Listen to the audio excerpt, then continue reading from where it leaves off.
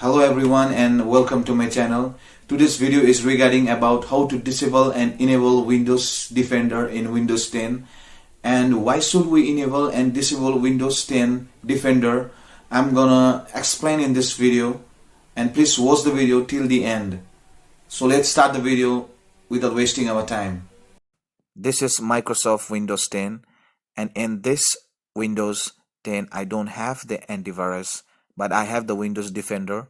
As you can see the icon of the Windows Defender. And now double click the Windows Defender. Now you are in a Windows Defender screen. Go to the top at the left hand side of the Windows Defender screen. Click on it. After that, click on Virus and Threat Protection.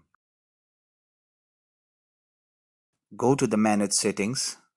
Your real-time protection is on. You just have to click and put it off. This means your Windows Defender is disabled from now.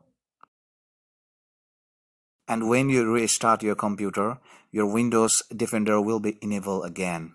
Or else you can again double click the Windows Defender and again you can make it on. Just follow the same steps again and make your Windows Defender enable again. We usually disable Windows Defender when we install the third-party application or we install the patch files, but I recommend you to always make your Windows Defender enable. That means always keep your real-time protection on after installing the third-party application. In the next video, I will show you how to allow the third-party application and the patch file even though Windows Defender is on. Now let's go to the Windows 7 screen. In Windows 7, the Windows Defender is not very effective. In Windows 7, you have to install the antivirus from the other sources, and I have the strong Quick Kill antivirus installed in my computer. Now I'll show you how to disable the antivirus.